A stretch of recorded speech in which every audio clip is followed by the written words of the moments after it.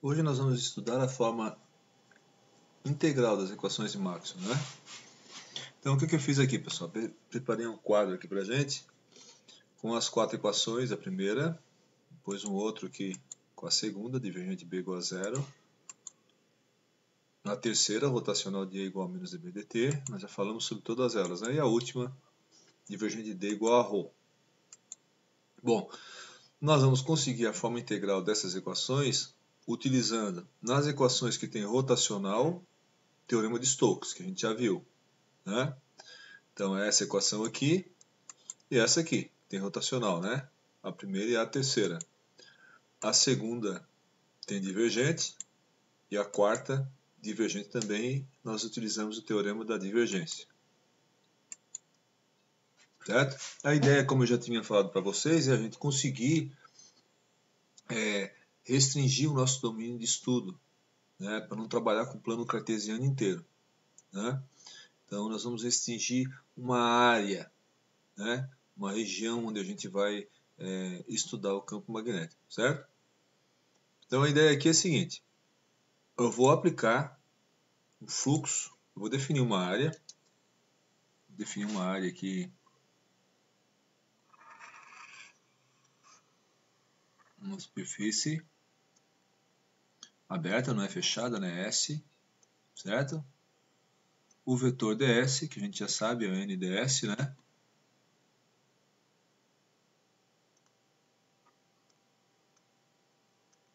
ds, né? Aqui eu teria o n perpendicular à superfície, né?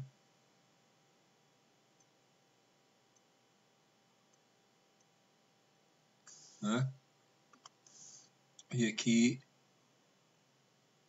o pedacinho de área, o ds, né? Infinitesimal. Certo? Bom, para facilitar o nosso estudo aqui, para ficar um pouco mais fácil, vamos supor que eu tenha uma densidade de corrente nessa região aqui dessa área, certo? Para cima, assim, certo? E que cria um campo magnético rotacional, né? H. Então, claro que esse campo magnético H ele vai estar distribuído ao longo de todo o espaço, não somente em cima do contorno dessa superfície aqui, como eu estou colocando, né? Mas ao longo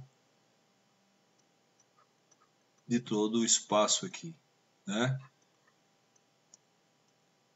Eu estou colocando ele aqui no limite,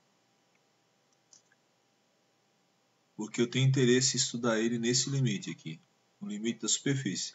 Mas na verdade esse J vai criar um H rotacional dentro dessa superfície e fora também, né? Essa superfície S, ela tem um caminho, um contorno L de S, certo? Para ser coerente aqui, eu vou colocar o meu vetor dl, né?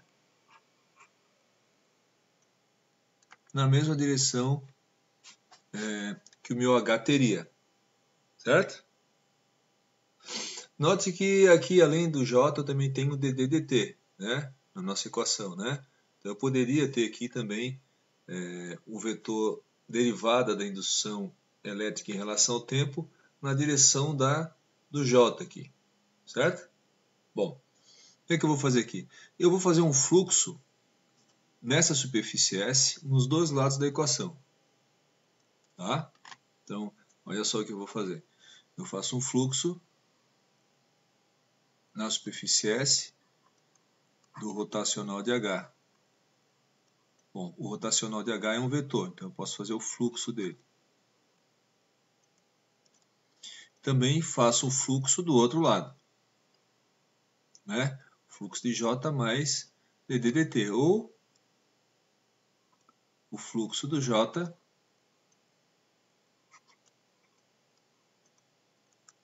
mais o fluxo desse vetor derivada.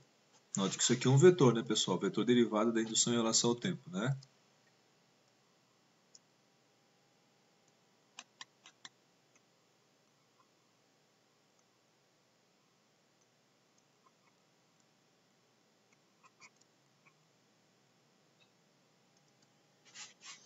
Bom, nesse caso aqui, nós temos aqui ó, o fluxo do rotacional do vetor. Usando o teorema de Stokes,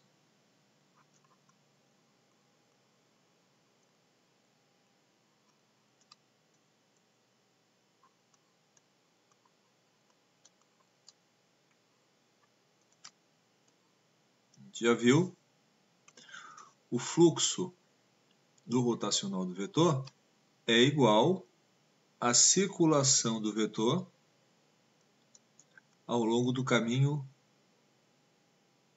L e S que envolve esse vetor, que envolve essa superfície S, né? Circulação, né? Então, o fluxo do rotacional do vetor numa superfície S é igual à circulação do próprio vetor, então só do H escalar dl, a circulação, ao longo do caminho L que envolve a superfície S, né? Esse L aqui ficou com um errinho ali.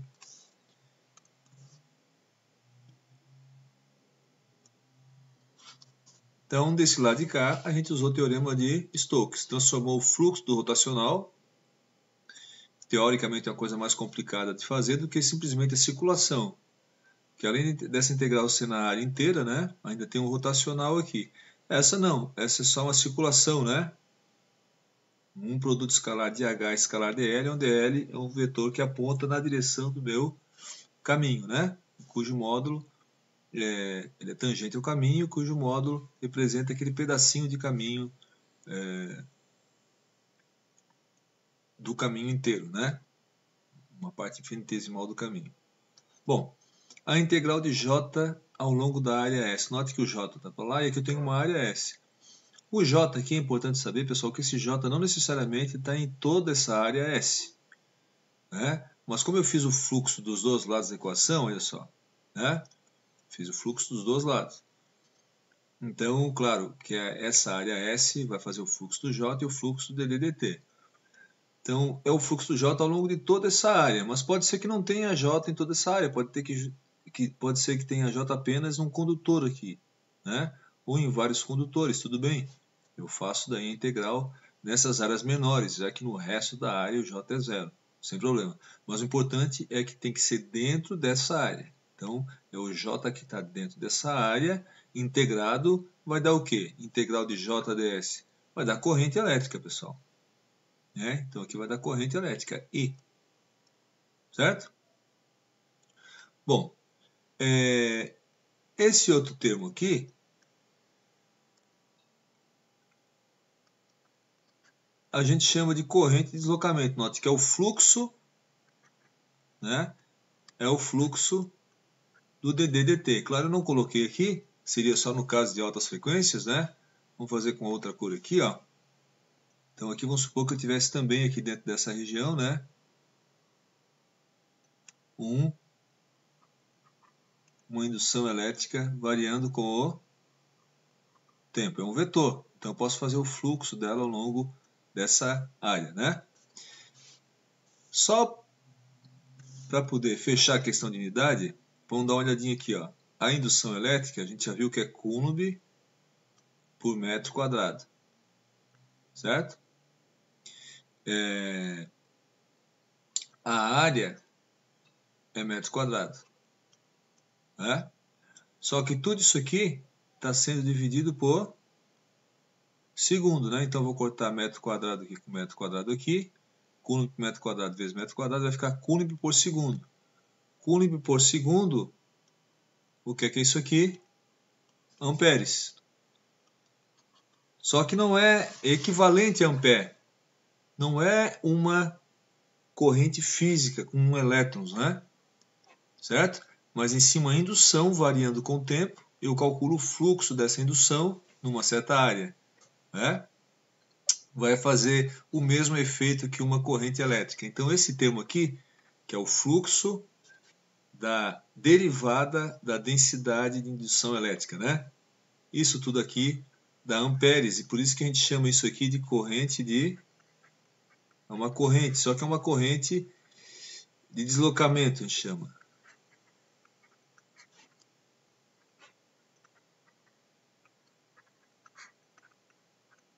certo?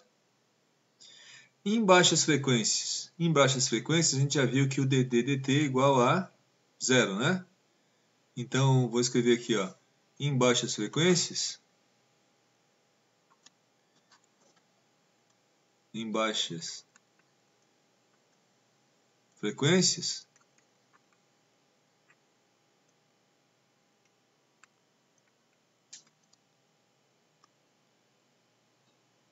como é que vai ficar a lei de Ampère?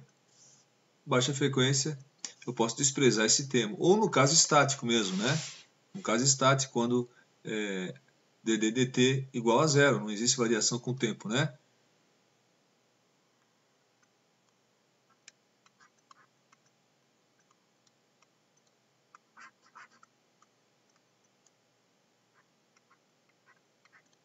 Então, essa aqui é a forma integral de rotacional de H igual a J mais dt, a lei de Ampère. Então, em vez de resolver essa equação inteira, a gente, tendo a corrente dentro de uma certa área, né, eu posso calcular o campo magnético ao longo de uma linha. Essa linha LDS, normalmente a gente faz uma linha de fluxo, se a gente já sabe o caminho do campo magnético H, certo? Então fica muito mais fácil do que a gente usar todo o plano cartesiano, né? Note que a equação inteira aqui, né, é a lei de Ampère geral, né?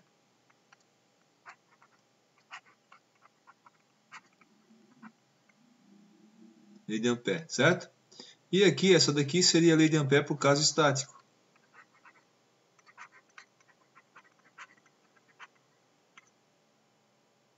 Para baixas frequências, né? Ou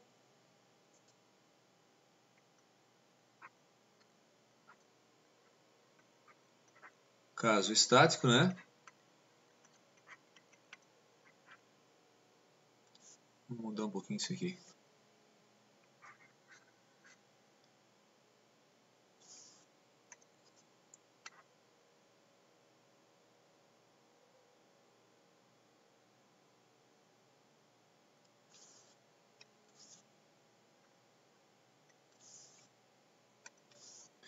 Lei de Ampère para o caso estático ou baixas frequências, né? Baixas frequências, certo? E em baixa frequência, esse termo dt, a gente já viu que ele não consegue criar um campo magnético rotacional, né? Só em altas frequências. Se for estático, claro, a derivada é nula, né? Então, nós temos aqui a forma local, aqui em cima, né? E aqui a gente tem a forma integral, né, pessoal? A forma integral da lei de Ampère seria essa daqui, né? Forma integral. E para o caso estático, daí fica só isso aqui, né? Para o caso estático ou baixa frequência, que também é conhecido como caso quase estático, tá? Baixas frequências também é muito conhecida como quase estática, certo? É um outro nome, tá? Que se dá para o caso das baixas frequências, certo? Né? Joia. Então nós deduzimos a lei de Ampère, então. Então a lei de Ampère, note que aqui nós temos um campo rotacional em relação a uma densidade de corrente e aqui nós temos um campo H, né, que circula um caminho, né, e no meio tem uma corrente. É claro que a equação de Maxwell é mais fácil para visualizar o fenômeno, né? Aqui a gente não está enxergando o campo magnético na sua totalidade, como aqui na equação de Maxwell, mas sim aquele campo que passa sobre esse caminho LDS, né? E eu vou tentar então encontrar esse campo, né? Para isso, basta eu saber qual é a corrente que está dentro dessa área, certo, pessoal? Então aqui eu posso ter, na verdade, vários condutores, né? Deixa eu fazer aqui, ó. Posso ter vários condutores aqui dentro, né? Vários condutores, tá? E nessa área aqui, né? Certo? Entrando dentro dessa área aqui. Vamos supor que eles estivessem todos em série, cada um deles com a mesma corrente, certo? E é o único lugar que tem corrente aqui, né? Então, se eu tenho aqui N condutores, né, e cada condutor tem uma corrente I, né? Em vez de fazer a integral de JDS, eu já sei qual é a corrente. Então basta colocar a corrente, certo? Então é comum também aqui, a corrente total vai ser I vezes o número de condutores, N vezes I. Então é comum aqui na equação, ao invés de I, né, nesse termo aqui, quando a gente tem N condutores, simplesmente fazer N vezes I, né? Só que tem que ser a corrente que está dentro da área, né? Uma corrente fora da área não me interessa, não está na equação, porque o fluxo que a gente fez foi o fluxo dentro da área S, dos dois lados da equação. A integral de JDS foi na área S, o que vai resultar na corrente que tem aqui dentro. Mas pode acontecer de a gente realmente já saber o valor da corrente, né? E não precisar saber fazer a integral de JDS, né? Então, essa corrente aqui, pessoal, ela pode ser chamada de corrente de condução, né? Corrente normal de condução, com elétrons, né, fluindo realmente, né? E essa daqui é uma variação da indução elétrica que faz o mesmo efeito que a corrente. Então o fluxo desse vetor variação da indução elétrica, né, o fluxo ao longo dessa área, pode também fazer um campo magnético. Note que esse efeito só vai acontecer em altas frequências, né? Se caso a gente não tivesse o J, né, o dt faria o mesmo efeito que o J, né, mas teria que ser em altas frequências, né? Então por isso que no caso geral a gente tem que colocar as duas. Mas em baixa frequência a gente despreza a corrente de deslocamento e fica só com a corrente de condução, só o I, né? Que é a integral do JDS, certo? Pessoal, para a gente continuar trabalhando com o teorema de Stokes, vamos para outra equação agora que tem rotacional, que é a terceira equação, certo? Bom, nesse caso aqui, nós vamos então fazer a mesma coisa que a gente fez no caso de rotacional de H igual a J mais ED dt, tá? Mas eu vou fazer o seguinte, eu vou colocar aqui, ó, vou fazer um tubo para facilitar para a gente o entendimento. Um tubo, vamos supor que seja um material com uma alta permeabilidade magnética, certo?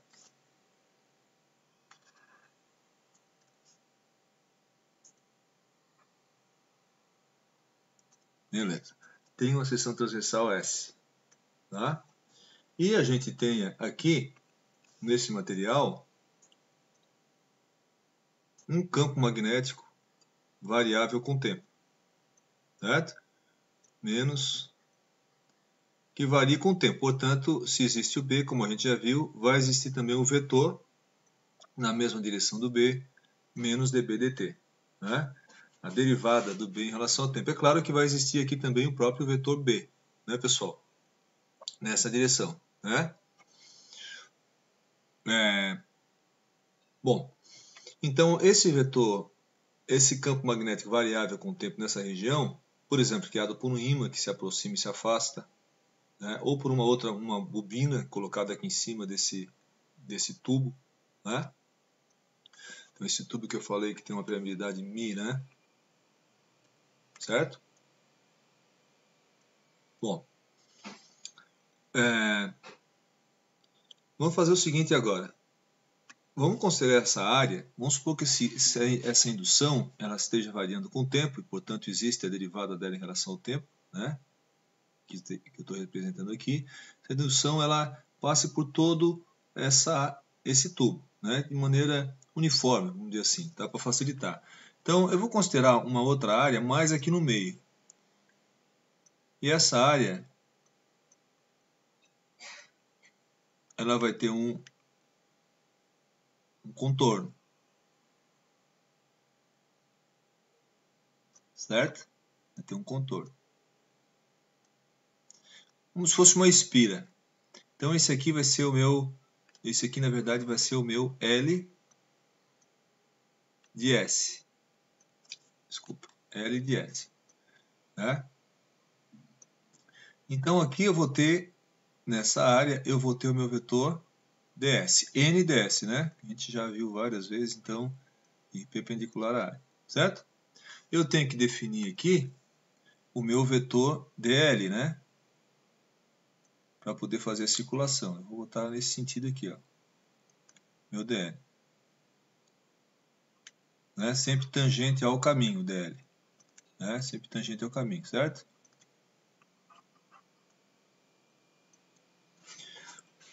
Né? Então aqui eu tenho minha área, eu posso fazer o fluxo nessa área aqui, S, né? A integral do vetor escalar ds, ou eu posso fazer a circulação do vetor escalar dl, onde dl é um vetor que aponta na direção do caminho, somando todos os dlzinhos, eu tenho o comprimento do caminho L, certo? Aqui, em vez de fazer um caminho fechado aqui, ele é fechado no fundo, mas eu estou imaginando aqui que teve uma pequena abertura aqui, tá? A gente já vai saber por quê, tá? É que eu estou pensando em fazer aqui nesse caso, certo? Bom, vamos então fazer o fluxo dos dois lados da equação, né? Então, eu vou fazer o fluxo na superfície aqui, ó, do rotacional de E escalar ds, né? E aqui eu vou fazer também o fluxo na superfície. Note que a superfície é essa aqui embaixo, certo? Um contorno vermelho aqui, mas é igual lá de cima, claro, né? Menos dB dt escalar ds. Para a equação ficar igual, como a gente fez na lei de Ampère, o fluxo dos dois lados, né? Integro dos dois lados. Bom, aqui do lado esquerdo a gente já fez lá na lei de Ampère. Aplica o teorema de Stokes, de novo, né? Teorema de Stokes.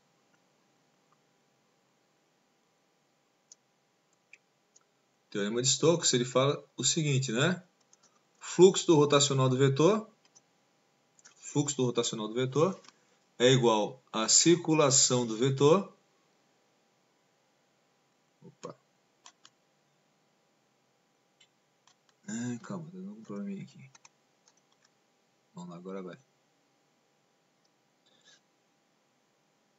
A circulação do vetor, que nesse caso é E, escalar dl, né, a somatória disso ao longo de todo o contorno, de todo o caminho L que envolve a superfície S.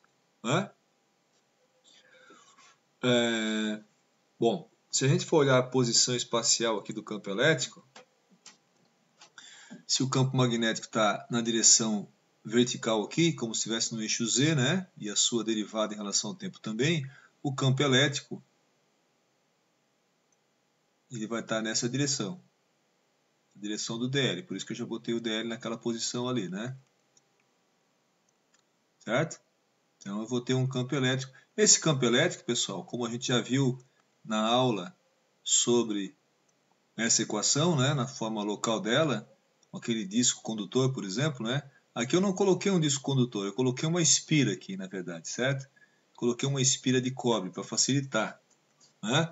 Poderia ser aquele disco condutor também que a gente viu na videoaula sobre as equações de Maxwell na forma local, né? Eu coloquei lá um disco de alumínio, um disco condutor, né? Aqui eu coloquei uma espira só. Note que esse campo elétrico ele existe aqui dentro da área também, e existe por fora também desse tubo, em tudo. Mas eu restringi meu problema, né? Quando eu fiz o fluxo na área e usei Stokes, agora eu vou fazer uma circulação do próprio vetor ao longo da linha. Significa que eu vou tentar calcular ou esse vetor ou alguma variável ligada a ele exatamente em cima dessa linha, que seria uma espira de cobre. Eu estou imaginando aqui, tá? Que fosse uma espira de cobre, certo? Igual... Opa, vamos trocar a cor aqui, né?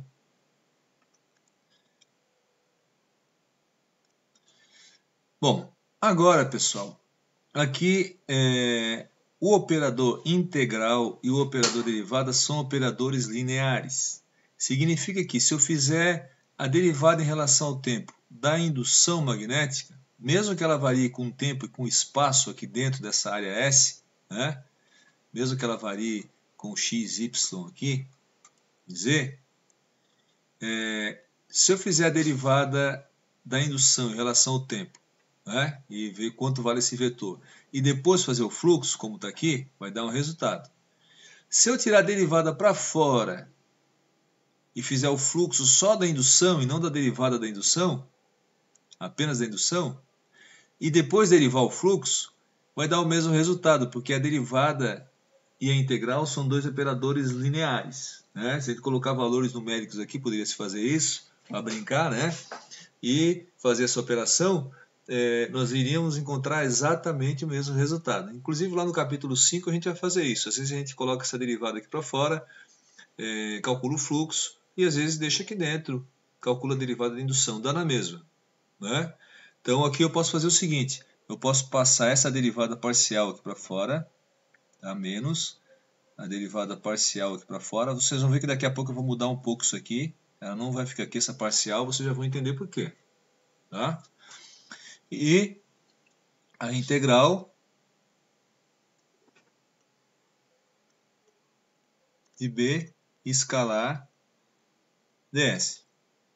Bom, pessoal, integral de B escalar ds já é o fluxo, certo? O fluxo.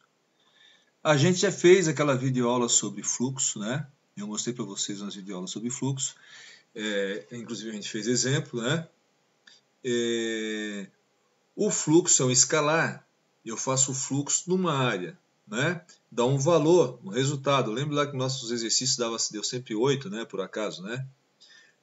Eu falei que o fluxo pode até ser uma função do tempo, porque nesse caso aqui o B varia com o tempo.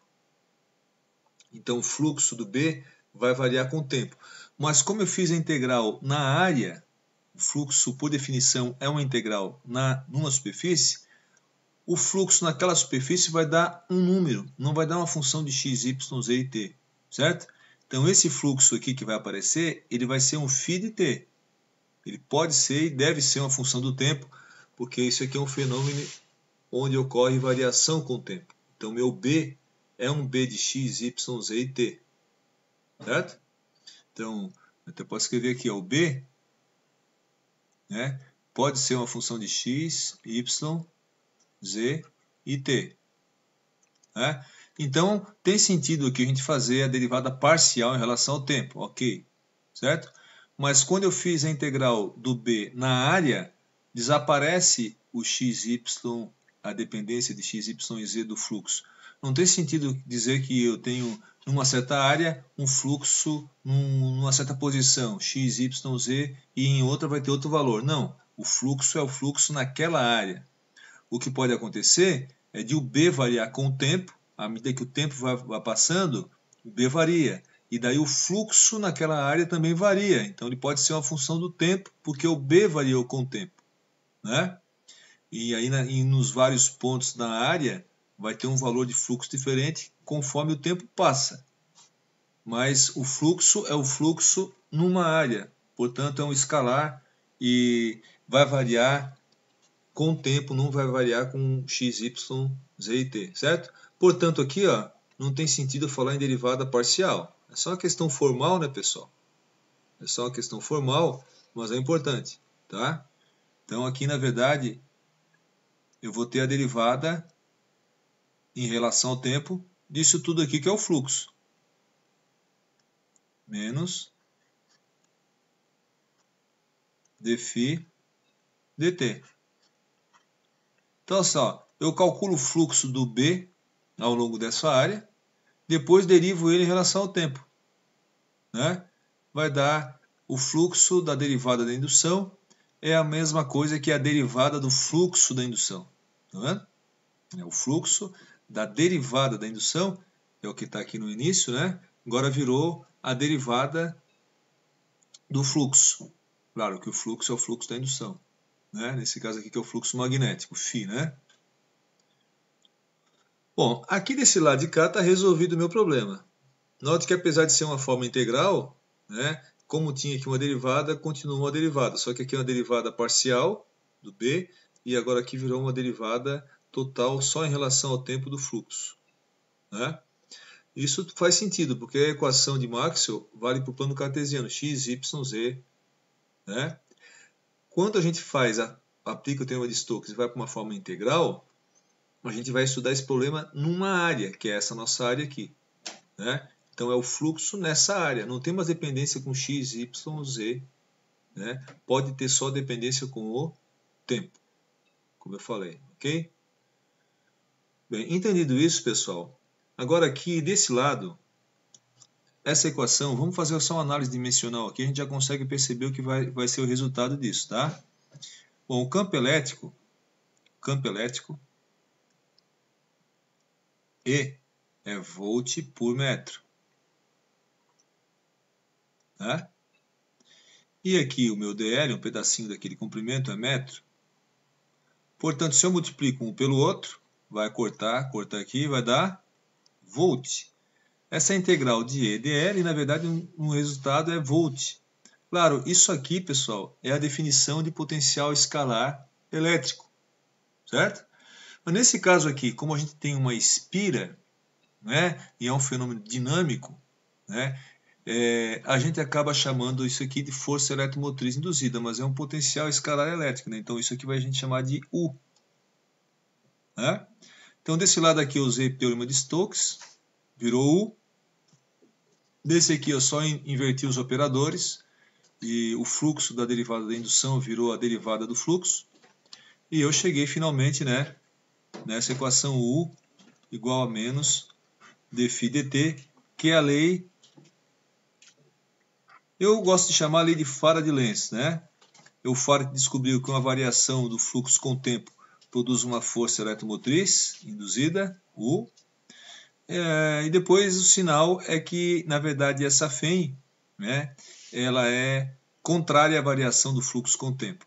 Né? Ou seja, quando o fluxo está aumentando, ela vai induzir uma corrente no sentido de não deixar o fluxo aumentar, de diminuir o fluxo. Quando esse fluxo está diminuindo, ela induz uma Fem que produz uma corrente que vai ajudar esse fluxo para não deixar ele diminuir. Então, contrário à variação, né? Contrário à derivada aqui, tá? Em termos de módulo, claro, isso não influencia, mas vai influenciar pontualmente, né? Quando a gente tem uma elevação do fluxo ou uma diminuição do fluxo, certo? Então, o U aqui a gente chama de força eletromotriz, né? Força eletromotriz. Ou força eletromotriz induzida, né? Certo? E essa equação inteira aqui, né, pessoal? Eu gosto de chamar de lei de Faraday-Lenz, certo? Lei de Faraday-Lenz. Então, U igual a... Note, se eu tiver mais de uma espira aqui, né? Posso ter N espiras. Então, de uma maneira genérica, a gente pode colocar uma Fem e todas elas enroladas uma sobre a outra com uma bobina, em série. Então, a Fem vai ser induzida em cada uma das espiras, né? Multiplicando pelo número de condutores, né? Eu posso também usar esse N, o número de condutores, o número de espiras aí, né? Então, aqui eu tenho a equação de Maxwell original, e aqui eu tenho a forma integral dela, que na verdade deu uma derivada, mas tudo bem, uma forma integral, né? Porque nós usamos a integração no domínio, né? E apesar de aqui aparecer uma derivada, a gente sabe que o nosso domínio de estudo é essa seção S, né? Onde que aparece essa força eletromotriz aqui? A força eletromotriz vai aparecer nos terminais, aqui, ó, mais, menos, U. Certo? Então, lei de Faraday-Lenz, né?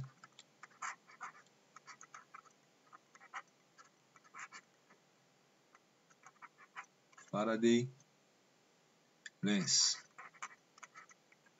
Certo? Uma outra coisa aqui importante, ó, se o campo elétrico é volt por metro, né, vezes o comprimento, vamos supor que esse campo elétrico seja constante ao longo dessa espira, né, desse LDS. Se eu multiplicar o campo elétrico pelo comprimento, que é metros, vai dar volt, certo? Note que aqui eu coloquei a posição do campo elétrico coerente com a derivada da indução em relação ao tempo na equação de Maxwell, né? Mas a indução aqui é variável, positiva, negativa, positiva, negativa. Esse campo ele vai ter um sentido positivo, negativo, positivo, negativo.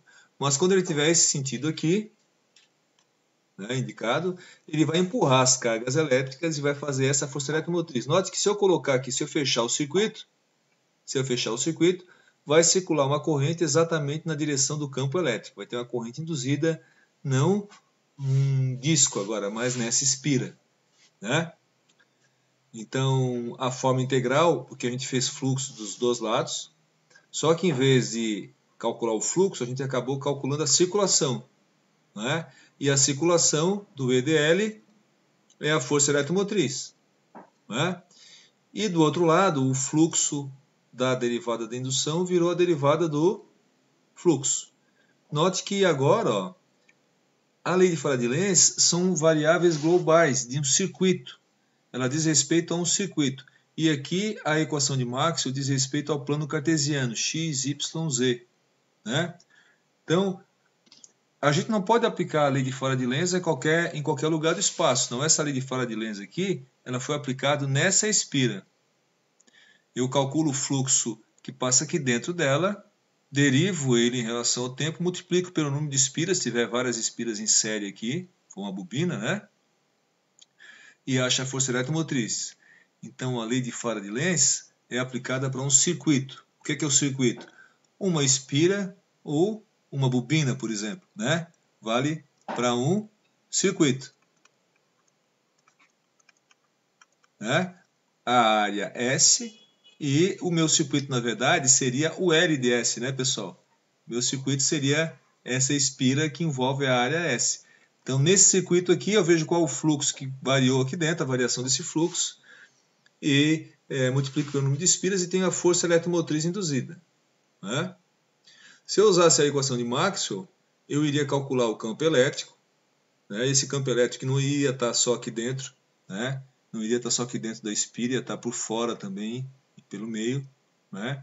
E aí depois com o campo elétrico, e claro, eu poderia, se o circuito tivesse fechado, fazer o E igual a sigma, multiplicar por sigma e achar o J, né?